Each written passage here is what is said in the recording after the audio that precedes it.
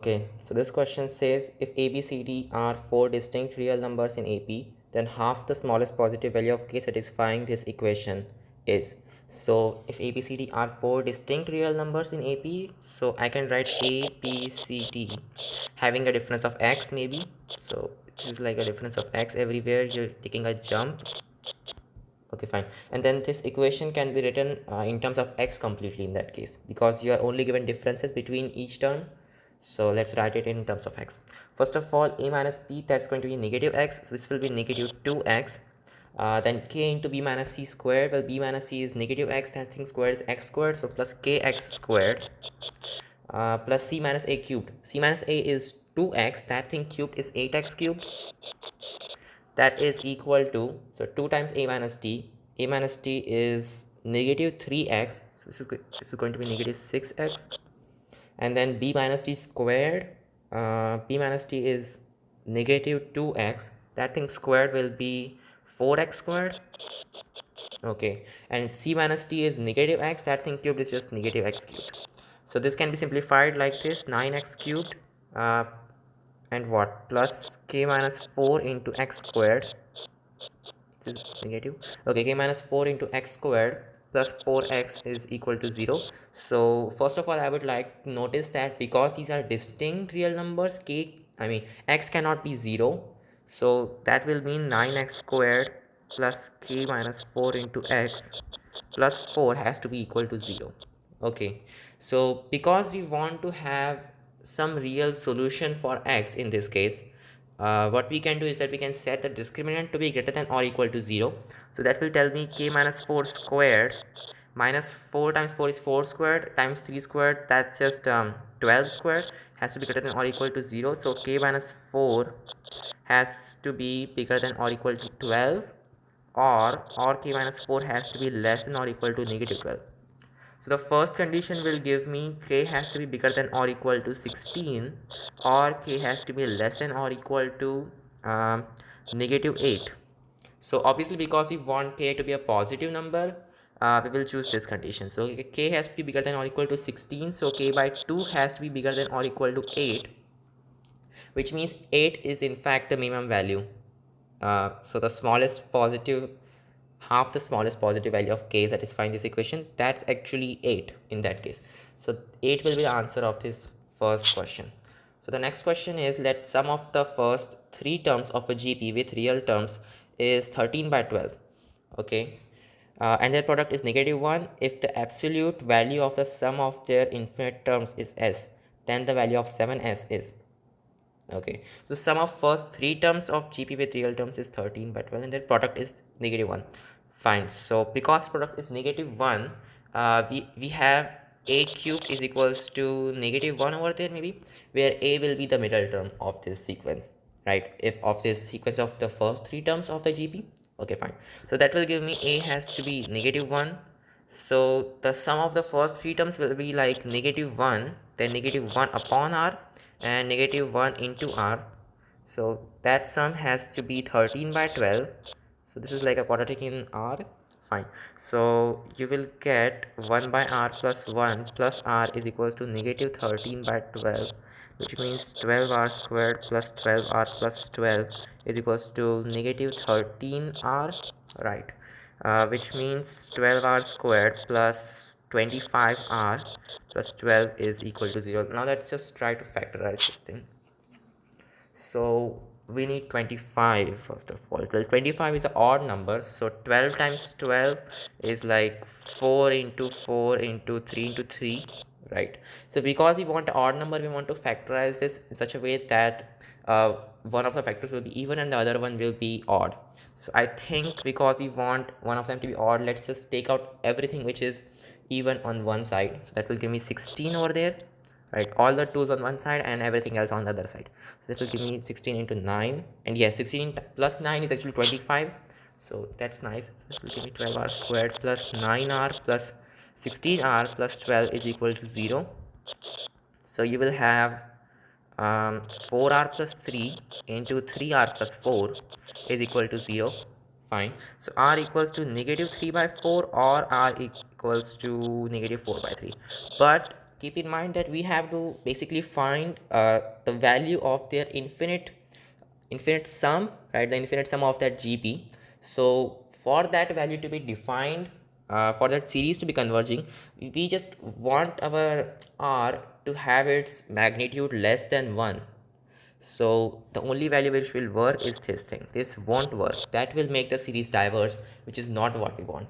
Okay, so R has to be negative 3 by 4, and then we can actually calculate what A is going to be. Wait, actually we just calculate what A is. So what's the first term of this series? The first term will be A by R, I think, because the second term was set to be A. So our first term, that's going to be negative 1 upon negative 3 by 4, which is, let's see, 4 by 3. Okay, fine. So let's calculate our sum to infinity. So our sum to infinity will be the first term, which is 4 by 3, upon 1 minus R, which will be 1 plus 3 by 4, which is going to be 4 upon 3 upon 7 upon 4, which is 16 upon 21. So 7 times s, here just you can see that s actually turns out to be its magnitude itself, so no need of taking that absolute value anymore. So cool. So what's 7s supposed to be? 7s will be 16 upon 3. This is supposed to be an integer type question, but we are getting the answer as a rational number. So something is wrong in this question. But nevertheless, I think that's the correct answer, 16 upon 3. Okay, let's move on. Just blocking some other stuff. 16 upon 3. Okay, so the next question is, let S denote the sum of this series 3 upon 2 cubed plus 4 upon 2 power 4 into 3 plus 5 upon 2 power 6 into 3 plus 6 upon 2 power 7 into 5 and so on till infinite terms. Then the value of the inverse of S is. Okay, so first of all, let's see what this series is doing. What's happening in every term. So you got 3 upon 2 cubed, then you got 4 upon 2 power 4 into 3, 5 upon 2 power 6 into 3. You know what? I think I should try adding more symmetry to this thing. So instead of writing it like this, I'll write it like this: 3 upon 2 power 3 plus 4 upon 2 power 4 into 3. Well, that's there. Plus, instead of writing 2 power 6, I should write 2 power 5 over there.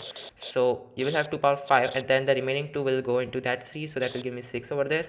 And then 6 upon 2 power 6 into 10. That's a little more symmetric because you got these terms which are only dependent on n and nothing else, and then these terms are kind of doing something. Maybe this is like 1 over there. Okay, so what are they doing? What's the general form of these terms? So 1 is 1 itself, and then 3 is 2 plus 1, and then 6 is 3 plus 3. Okay, 10 is 4 plus 6, so that's nice, which means that the difference between these terms, they are like consecutive integers. So I can write this like 1 3 6 10. These are the terms. Here is a difference of 2, here's a difference of 3, this is a difference of 4. So maybe I can write it like this: 3 equals to 2 plus 1. Okay, and then 6 equals to 3 plus 2 plus 1, and then 10 is equals to 4 plus 3 plus 2 plus 1, and you can see where this is going. Actually, the fourth term is the sum of first 4 natural numbers, the third term is the sum of the first 3 natural numbers, and so on. So we know what's the general term of these things. Okay, so let's just write the general term now. So our TR, that will be, so when you have R equals to 1, you get this weird looking term. So you will have R plus 2 on the top. Okay, fine. And then over here you got 2 power 2, so that's supposed to be 2 power R plus 1. No, 2 power 3, sorry. So 2 power R plus 2 itself. Okay, and then you also got 1, which will be, let's see, R into R plus 1 upon 2. That looks correct. Right, so when R equals to 1, this thing is 1. When R equals to 2, this thing turns out to be 2 into 3 upon 2, which is 3. When R equals to 3, this thing turns out to be 6, and then so on. So these terms are also taken care of. Fine.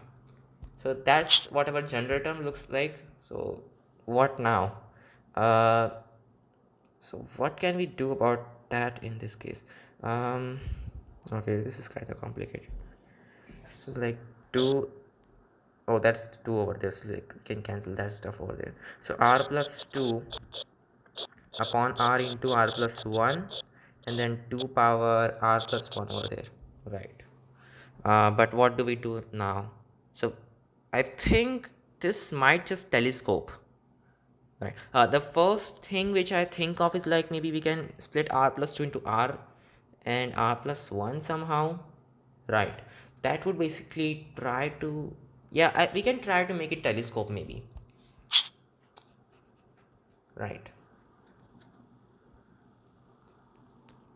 And because we want this to be telescoping, we want the difference of like two things. We do not want the sum of two things because that does not help us in any way. So maybe we can say that this is like 2 times something, say maybe like r plus 2. Oh, that's kind of working. So 2 times of r plus 1 minus 2r, right?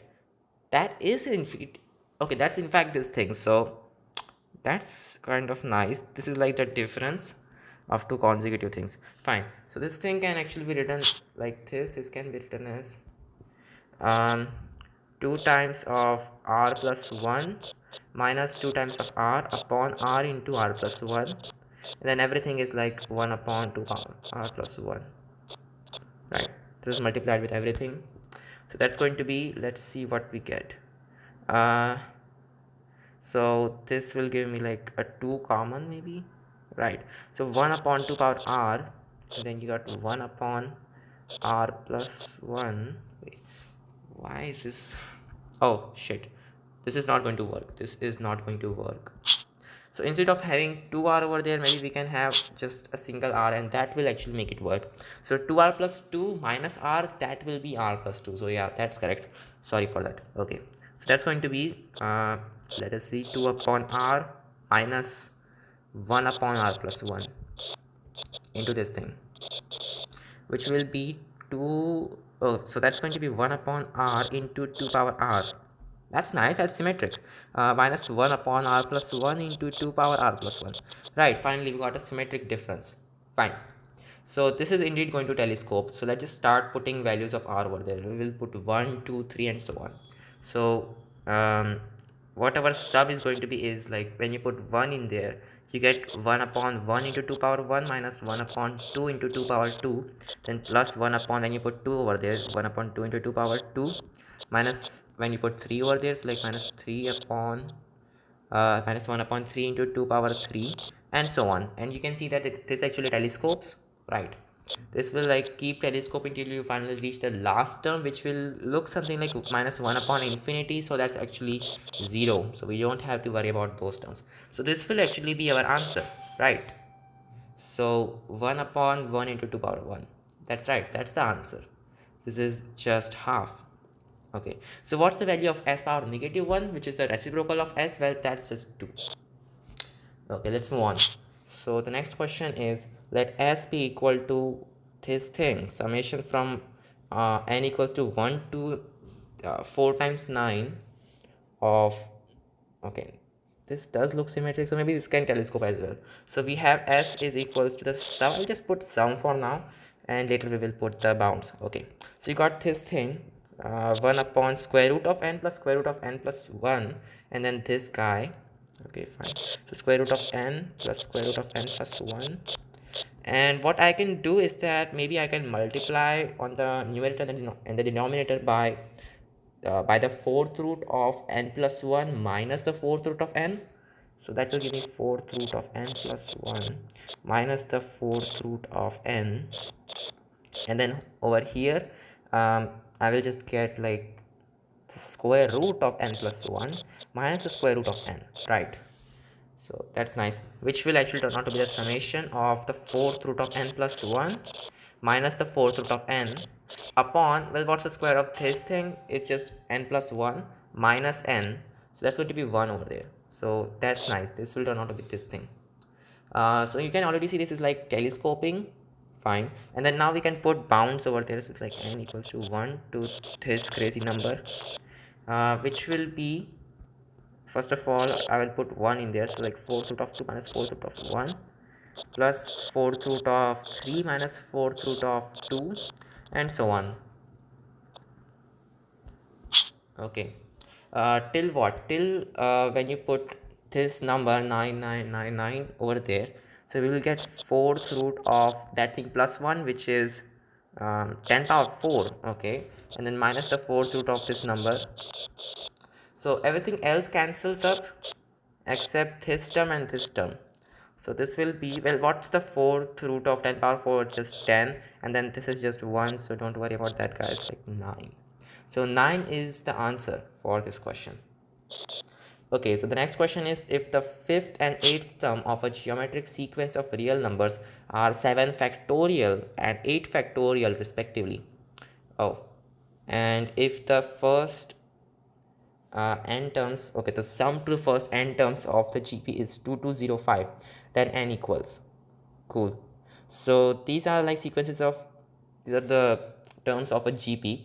Okay, fine. So you got the 8th term upon the 5th term, that's going to be r raised to the 3rd power, right? Which is supposed to be 8 factorial upon 7 factorial, but that will just turn out to be 8 itself, right? So you will get r equals to 2. So now we know what's the ratio, and we also know the, like, what's the 5th term. So you know that a times 2 to the 4th is equal to 7 factorial. So we can actually calculate what this first term is supposed to be, right? So a times 2 power 4 is 7 factorial, which is just 7 into 6 into 5 into 4 into 3 into 2 into 1. So let's start cancelling some stuff. So this is like, this will be 8, which is 2 power 3. Okay, and we need an extra 2 over there, which will come from this guy. So you will get a is equal to 7 into 3 into 5. Nice. Which is 21 into 5, which is 105, I think. uh oh, you also have this 3 over there, so 105 into 3, in fact, right? This will be 2 power 3, and this will give us 2 power 4 into 3. So this will be 315, I think, right? So 9 into 20, so 9 into 35, that is 27, and 45, which is 315. So that's correct. Okay, so now we know what's the first term. What do we need to find? We need to find where were we? Okay, if the sum to first n terms of the GP is 2205, then n equals.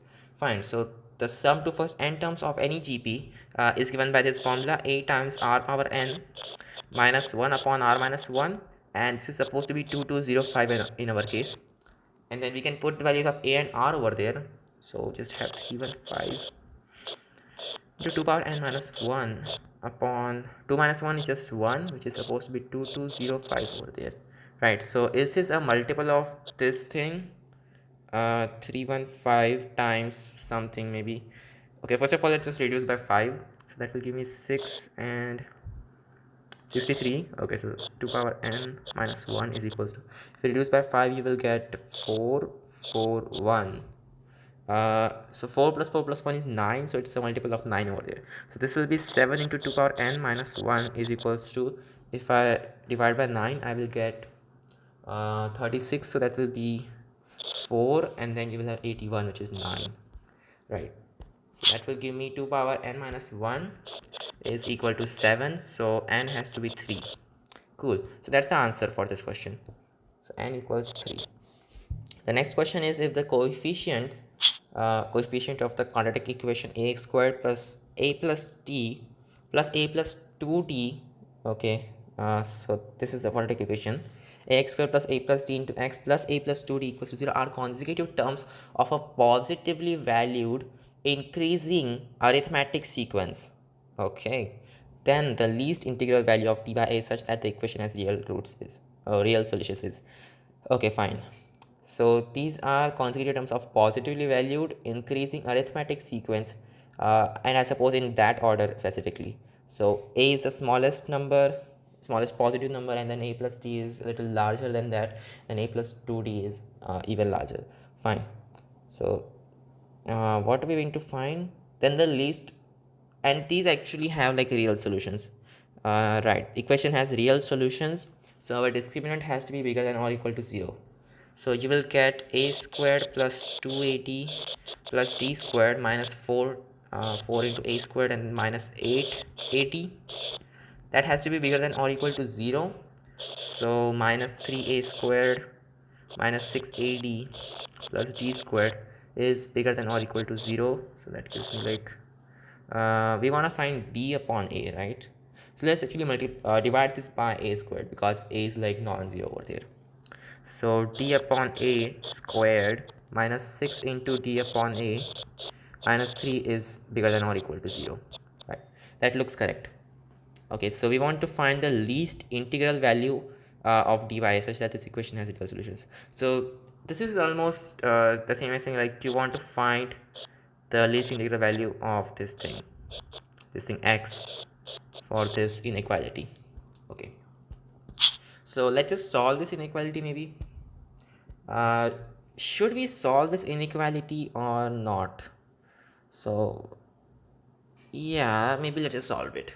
Fine. So what are going to be the roots? The roots are going to be 6 plus minus square root of b squared is 36 plus 4ac which is plus 12 upon 2 which is 3 plus minus square root of 48 can be written as 16 times 3. Okay, so this will be 4 square root 3, but that thing upon 2 that will give me 2 square root 3.